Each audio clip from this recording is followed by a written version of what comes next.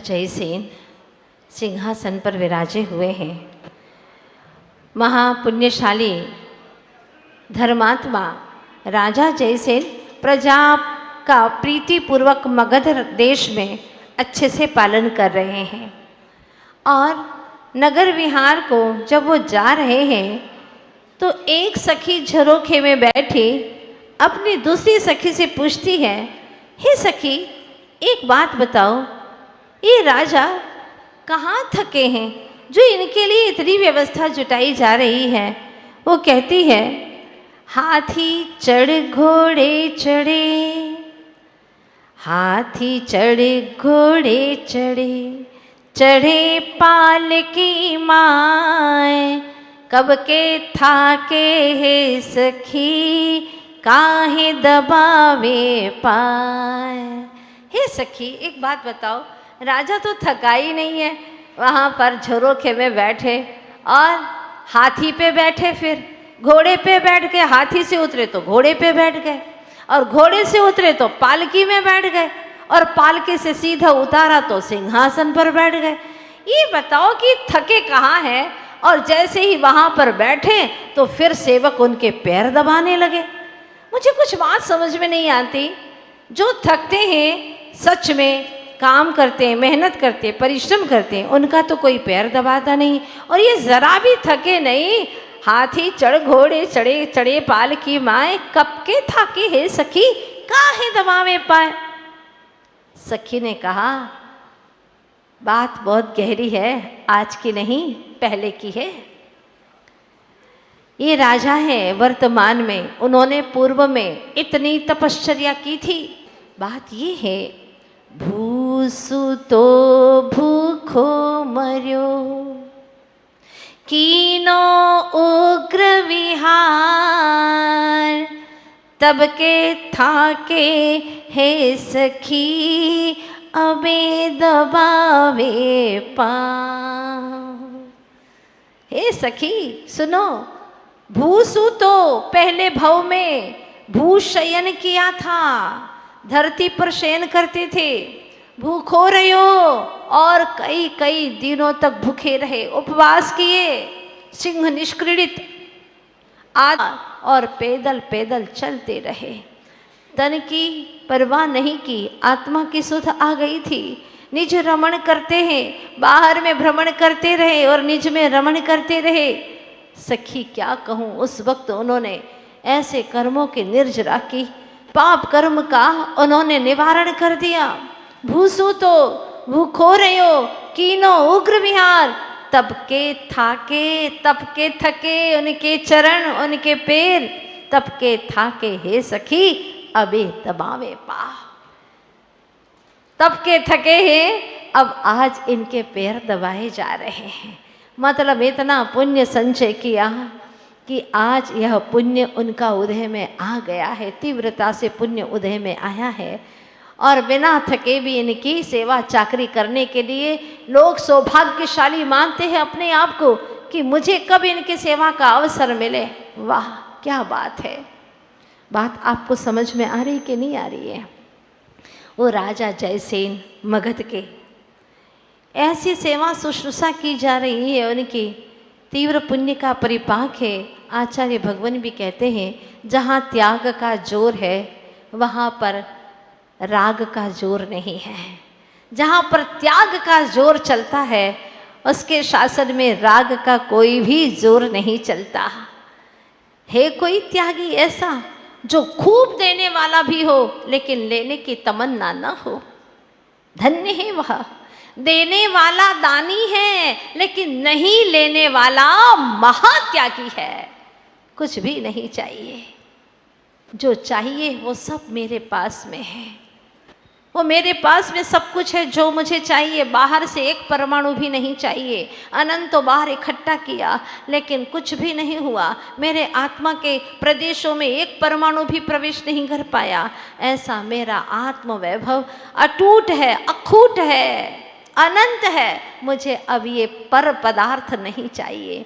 जहाँ त्याग का जोर होता है वहाँ राग का जोर नहीं होता। आचार्य भगवान कहते हैं संयतस्य योग्यम ज्ञानादि दानम त्यागः। संयत के योग्य जो ज्ञान आदि का दान देना है वो त्याग कहलाता है। सबसे बड़ा दान ज्ञान दान माना है। मुझे वो बात याद आती है, आचार्य भगवान के पास हम लोग जब 10 प्रतिमा में रहते थे, लगभग 80 बहनें हमारे आश्रम में रहती थी और सब स्वाध्याय करती थी। आचार्य जी ने काम सौंपा था, आशीर्वाद दिया था कि तुम्हें इनको पढ़ाना है और लगभग 3 से 4 घंटे डेली स्वाध्याय इनका चलता था। स्वाध्याय कराना हमारा बस एक आचार्य भगवान के आशीर्वाद से कार्य था। एक दिन आचार्य जी से कहा कि गुरुदेव, हम लोग 1 आध महीने के लिए बाहर जाना चाहते हैं, थोड़ा सा विहार करेंगे, धर्म प्रभावना करेंगे और तीर्थ वंदना भी करेंगे, ऐसी भावना है, आप आज्ञा दीजिए।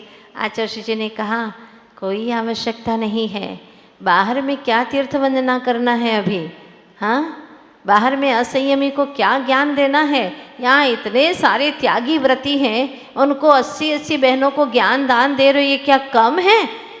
अभी कहीं नहीं जाना, इन्हीं को ज्ञान दान दो।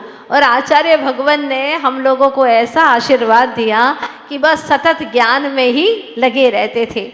आचार्य भगवान का कहना था कि ज्ञान दान सबसे प्रमुख दान है, क्योंकि आज एक एक त्यागी व्रती को ज्ञान दोगे, वो आगे जाकर के हजारों हजारों असंयमी को संयम का पथ दिखाएंगे। ये सर्वश्रेष्ठ कार्य है। और जब मैंने ग्रंथों में भी पढ़ा तो मुझे ग्रंथ में जो विषय मिला, आचार्य भगवान कहते हैं कि आहार दान दोगे तो कुछ घंटे तक निराकुलता रहेगी, औषध दान दोगे तो कुछ काल तक शरीर में निरोग दशा रहेगी, अगर तुम अभय दान दोगे तो उस भव के लिए उसको अभय मिल जाएगा, किंतु ज्ञान दान दोगे तो वह जीव हमेशा हमेशा के लिए भव से पार हो जाएगा। इससे बड़ा और क्या कार्य हो सकता है।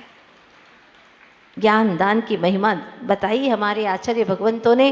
कहते हैं कि जो आहार दान देता है वो कभी भिखारी नहीं बनता, जो औषध दान देता है वो कभी रोगी नहीं रहता, जो अभय दान देता है वो कभी भी अकाल मरण नहीं होता उस जीव का, और जो ज्ञान दान देता है एक दिन वह स्वयं केवल ज्ञान का अधिकारी हो जाता है। आवाज़ तो सबके मन में गुदगुदी चल रही होगी कि अपन भी ज्ञान दान दे, अपन भी ज्ञान दान दे। हाँ, पहले ज्ञान हासिल तो करो, सब में ज्ञानी तो हो जाओ, स्वपर तत्व का भेद ज्ञान तो करो। खुद को ज्ञान है ही नहीं और दूसरों को ज्ञान देने दौड़ पड़े तो क्या होगा? लोग कहेंगे पहले स्वयं राग द्वेष का त्याग करो, स्वयं सम्यक ज्ञान को प्राप्त करो, चारित्र के पथ पर चलो, फिर हमें बताना। लोगों के ऊपर असर उसी का होता है जो स्वयं उस मार्ग पर चल पड़ा हो। इसीलिए आचार्य देव का कहना है कि जो त्याग है वह परम धर्म है और दान है वह एक पुण्य की क्रिया है। दोनों में कितना अंतर है, एक पुण्य है और एक त्याग धर्म माना गया है। दोनों के अंदर अगर अंतर देखें तो बहुत कुछ अंतर आपको पता चलेगा। दान पराधीन क्रिया है जबकि त्याग स्वाधीन क्रिया है। त्यागी के पास परिग्रह नहीं होता, पर दानी के पास में परिग्रह होता है। अगर नहीं है तो वो देगा कैसे? दानी के पास में परिग्रह होता है लेकिन त्यागी के पास में कोई परिग्रह नहीं रहता। त्याग करते समय जो वस्तु का हम त्याग कर रहे हैं उसका सदुपयोग हो रहा है कि नहीं हो रहा ये नहीं देखा जाता, किंतु दान देते वक्त सदुपयोग का ध्यान दिया जाता है। हम जो दान दे रहे हैं इसका सदुपयोग होगा कि नहीं होगा? हाँ, कहीं ऐसा तो नहीं है कि ट्रस्ट वाले गड़बड़ कर दें, ये भी तो देखना पड़ता है कैसे लोग हैं। हाँ, कई स्थान पर ऐसा भी सुनने में आता है। इसलिए लोग सोच समझ करके ही दान देते हैं कि हमारा द्रव्य का दान सही सदुपयोग हो रहा है या नहीं हो रहा है, इसलिए सोच समझ करके बोलते हैं। बोलते भी वही है जिनके अंदर में भावना होती है, और बोला है तो देना ही है, जितना बोला उतना देना ही है। हाँ 1-2 महीना हो गया, मैं ब्याज के दे दे तो बहुत अच्छी बात है, लेकिन जितना बोला है उतना तो देना ही है, नहीं तो बेचारे ट्रस्ट वाले त्रस्त हो जाते हैं, मांगते मांगते फ़ोन लगाते लगाते, और फ़ोन लगाओ तो धमकी तक दे देते हैं। ये दान नहीं है, ये घोर अपराध है, घोर अपराध है। सच्चा दान तो यही है कि यहाँ पर बोलो और यहाँ पर दे दो, बस साथ में लेकर के आए, वही सच्चा दान माना गया है। सुना था मैंने एक बार, सम्यक शिखर की घटना है, जो समव शरण का मंदिर है वहाँ पर कलश चढ़ाने की बोली चल रही थी, और एक महानुभाव कलकत्ता से अपने साथ में पैसे लेकर के, कैश लेकर के आए थे। अब क्या हुआ, वो 1,11,000 लेकर के आए थे, लेकिन 1,11,000 की जो बोली थी साहू शांति प्रसाद जी के नाम पर 3 हो जाती है। अब 3 हो जाती है, उनका नाम नहीं आया, लेकिन वो जल्दी से उठे अपने स्थान पर, और कलशारोहण के लिए उन्होंने पूरा 1,11, कौन से ज़माने की बात है, आज से कई वर्ष पूर्व, कई दशक पहले, और उन्होंने पूरे 1,11 दे दिए और चुपचाप बैठ गए। क्यों? आप क्यों दे रहे हैं? मैं अपना मन बना करके आया था कि आज कलशारोहण होगा तो मैं 1,11,000 उसमें अवश्य दूंगा। सम्मान नहीं, नहीं नहीं, हमारा नाम नहीं ले सकते। जिनके नाम पर 3 हुआ है, आप उनको ससम्मान कलश चढ़ाइए। जैसे ही साहू शांति प्रसाद जी को पता चला, तब उन्होंने उठ करके उनके स्थान पर आया, उनको उठा करके गले लगा लिया, और उनकी आंखों में खुशी के आंसू, प्रेम के आंसू बहने लगे। कहा उन्होंने कि व्यवस्था के तौर पर भले ही मेरा नाम यहाँ पर आया है कलश चढ़ाने में, पर वास्तव में दान परंपरा में, इस पुण्य की पावन परंपरा में तुम्हारा नाम ही आज लिया जाएगा, और वर्षों वर्षों तक तुम्हारा नाम लिया जाएगा कि दान हो तो ऐसा हो। धन्य है, ऐसे भी लोग हुआ करते हैं जो बोली का पैसा कभी रखते नहीं अपने पास में, क्योंकि वो निर्माल्य हो गया है, उसको स्पर्श करना भी पाप है। आप एक श्रीफल चढ़ा करके उसको कभी छूना पड़े तो तत्काल हाथ धोते हैं, क्योंकि यह निर्माल्य है। हमारे आचार्यों ने लिखा है, जो बोली लेकर के तत्काल ही पैसा दे देता है, उसके लिए कहा है कि जो वह देना है खून बराबर जामे खींचा तानी, बिन मांगे दे दूध बराबर, बिन मांगे दे दूध बराबर, मांगे दे सो पानी। क्या बात कही है, बिन मांगे दे दूध बराबर, मांगे दे सो पानी, वह देना है खून बराबर जामे खींचा तानी। बिना मांगे दे दे तो यह तो दूध के बराबर दान माना जाता है, और मांगे दे, मांगने पर दे दे, अच्छे मन से देता है तो वह पानी के बराबर होता है। वह देना है खून मना बराबर, वह तो खून के बराबर है जिसमें खींचातानी हो। भैया दे दो, हमारा काम है, हाँ हाँ दे देंगे, क्या पैसा खा थोड़ी ना जाएंगे, दे देंगे। तरह तरह की बातें करते हैं, उलाहना देते हैं, और कड़क शब्द भी बोलते हैं। बेचारे ट्रस्ट वालों को सुनना भी पड़ता है, लेकिन ये उनका काम नहीं है। जो बोली ले रहे हैं उनका स्वतः का कार्य है कि वह ससम्मान राशि को समय पर ही पहुंचा दे। चातुर्मास के दरमियान जिस कार्यक्रम के लिए उन्होंने बोली ली है, वो उस समय के दरमियान अवश्य ही अपना धन चुका दे। कई बार तो ऐसे भी लोगों को देखा है कि कलश ले जाते हैं और राशि जमा नहीं करते। ओ हो, बहुत अनर्थ हो जाता है। इसीलिए ऐसा कार्य कदापि न करें। अपनी जितनी चादर लंबी हो उतने ही पैर लंबे करो। हाँ, जितनी अपनी सामर्थ्य हो उतनी ही बोली बोलो, लेकिन ससम्मान अहो भाव से उस दान को चुकाओ, तो देखो तुम्हारे दिन दूनी रात चौगुनी पुण्य की वृद्धि होती चली जाएगी। जो दे गया सो ले गया, और जो खा गया सो खो गया। कहावत है, जो दे गया मन वचन काया से, सद्भावना से, अहोभाव से, ओहो मुझे जो मिला है, अहोभाग्य है कि मैं आज दान के योग्य हूँ, सौभाग्य है मेरा।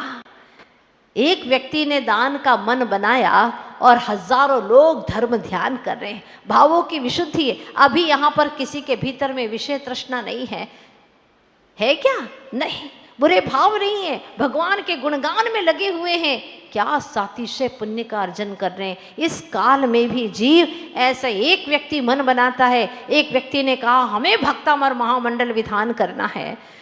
ऐसा ही हुआ था इंदौर में। एक व्यक्ति ने मन बनाया और पूरी कमेटी को तैयार किया, और जब विधान की बारी आई, एक दो नहीं लगभग 3 से 4 हजार लोग बैठे उस विधान में, और नगर के कई लोगों की भावना हुई कि हम भी करें, लेकिन जगह ही नहीं थी। फिर इसके बाद में कितनी विशुद्धि, सब आदिनाथ प्रभु के गुणों के रंग में रंग गए। इतना अच्छा लगता था। ऐसी होती है भक्ति। तो अगर विषय भोग के लिए एक व्यक्ति मन बनाता है तो कईयों को, हजारों को उस गड्ढे में गिरा देता है। लेकिन धर्म की भावना, भक्ति की भावना बनाता है तो हजारों लोग उसके साथ साथ देते हैं। आचार्य भगवान के पास में एक व्यक्ति आया, बड़ा ही गरीब निर्धन था और फटे हुए कपड़े भी थे। आचार्य भगवान के पास में अलग से आकर के बैठा और कहा, महाराज मुझे आशीर्वाद दे दो, मैं बहुत दान करना चाहता हूँ, लेकिन खाने के लिए ही मेरे पास दाने नहीं, तो मैं कैसे दान करूँ? आप तो मुझे आशीर्वाद दीजिए। एक टाइम बड़ी मुश्किल से भोजन कर पाता हूँ। आचार्य जी ने देखा और उनके मुख से जो वचन निकले और कहा, दान किया करो। क्या कहा? दान किया करो। आज के लोग ऐसे कह देंगे कि कोई बात है क्या, बेचारे को धन दौलत चाहिए और उल्टा ऊपर से कह रहे कि दान और करो। कहाँ से करेगा? खाने के तो फाके पड़े हैं, कहाँ से दान करेगा? लेकिन गुरुओं की बातें बड़ी रहस्यमय हुआ करती हैं। अज्ञानियों को, मिथ्या दृष्टियों को, भोगवादियों को तो समझ में आने वाली है ही नहीं। अब वो बाहर निकला, उस प्रणाम किया गुरु के चरणों में और मन में सोचने लगा कि मैं दान करूं तो कैसे करूं। बाहर महाराज श्री बैठे हुए थे, उनसे पूछा उन्होंने कि गुरुदेव ने मुझे ऐसा आशीर्वाद दिया है, मैं क्या करूं, मुझे कुछ समझ में नहीं आ रहा है, कैसे दान दूं? महाराज ने कहा, कितनी रोटी खाते हो? बोले 4-5 रोटी खाता हूँ, गरीबी में भूख भी ज़्यादा लगती है। हाँ, क्या करूँ, फिर भी पेट भरता नहीं है। ऐसा करो, रोज की आधी रोटी का दान देना है तुम्हें, आधी रोटी। हाँ, ये तो मैं कर सकता हूँ। तो ठीक है, आज से आधी रोटी दान करोगे। उसने मन बना लिया कि मैं आधी रोटी का रोज दान दूंगा, और वह आधी रोटी जितना रोज दान देने लगा। अब उसके मन में क्या दान की भावना जागृत होने लगी। जैसे जैसे ये भावना जागृत हुई, और आचार्य भगवान ने कहा था कि रोज महामंत्र की जाप करना, महामंत्र की जाप करना। एक वही व्यक्ति ने कहा, महाराज मुझे किसी ने यंत्र दिया है, उसको मैं घर पे रखूं कि नहीं रखूं? महाराज ने, आचार्य भगवान ने सीधी बात कही, देखो यंत्र जी को घर में रखो ना रखो महत्वपूर्ण नहीं है। घर में यंत्र जी को रखो ना रखो ये महत्वपूर्ण नहीं है, लेकिन घट में महामंत्र को जरूर रखना ये महत्वपूर्ण है। उसने अपने घट में महामंत्र को रखा और रोज जाप करने लगा। आधी रोटी का दान, धीरे धीरे उसकी इतनी सगवड़ होने लगी, इतनी उसके जीवन में कुछ कुछ खुशहाली आने लगी। उसको लगने लगा कि अब मैं थोड़ा सा पेट भर भोजन कर पाता हूँ तो मैं 1 रोटी का दान करूँगा।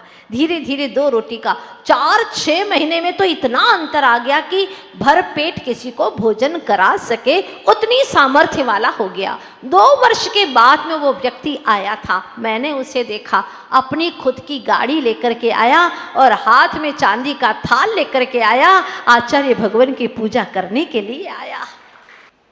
उसने ये नहीं चाहा था कि मेरे पास में धन दौलत इतना हो जाए, नहीं, मैं सिर्फ इतना कर सकूं कि किसी का पेट भरा सकूं, इतनी तो सामर्थ्य मुझ में भी हो जाए। मैं जैन कुल में आया हूँ। और ये दान का मार्ग उसने अपनाया, उसका जीवन बदल दिया।